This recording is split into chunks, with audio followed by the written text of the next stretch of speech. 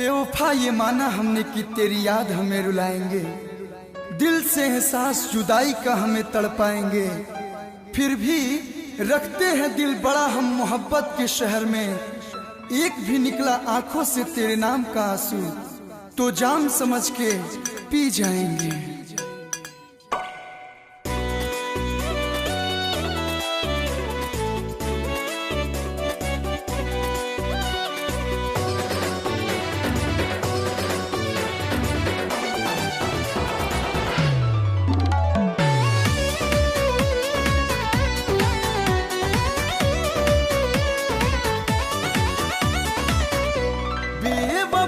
तेरा वादा सब टूट गया,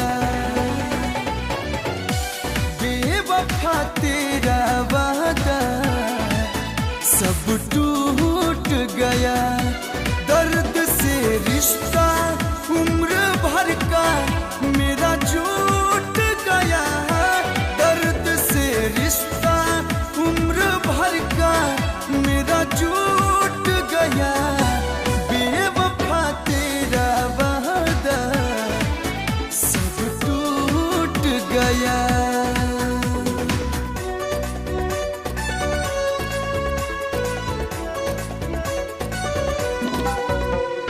जो दम भरते थे मेरी वफाओं के आज उन्हें हम पे एतबार नहीं, जो दम भरते थे मेरी वफाओं के आज उन्हें हम पे एतबार नहीं।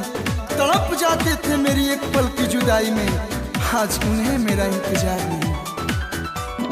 गजब की शौक तू हसीना है, मुँह मासूम तेरा दिल तो कमीना है।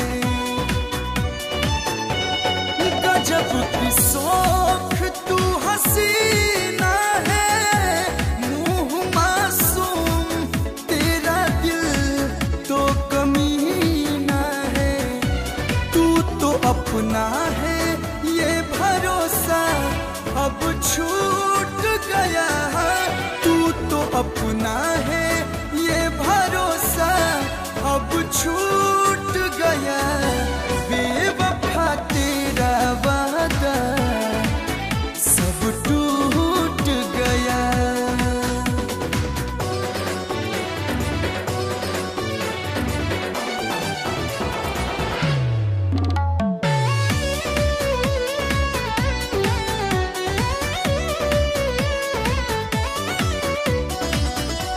कल्लू की किस्मत ही तो रूठी है, दल बदलू है मेरे यारा तू तो झूठी है। चेहरों के लिए आईने कुर्बान किए हैं, इस शौक में अपना बहुत नुकसान किए हैं। महफिल में हमें गालियां देकर वो खूब खुश है, महफिल में हमें गालियां देकर वो खूब खुश है। जिस शख्स पर मैंने बड़े एहसान किए हैं। कल्लू की किस्मत ही तो रूठी है, गाल बदलू है मेरे यारा तू तो झूठी है।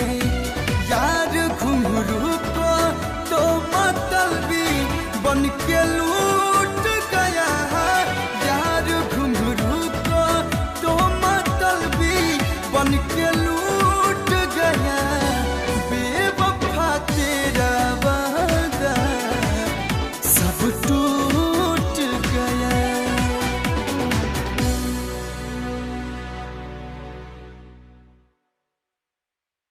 लवली म्यूजिक वर्ल्ड में आपका स्वागत है। हमारे चैनल को सब्सक्राइब करने के लिए लाल बटन को दबाएं और नए नए गानों को सबसे पहले सुनने के लिए घंटी को दबाएं।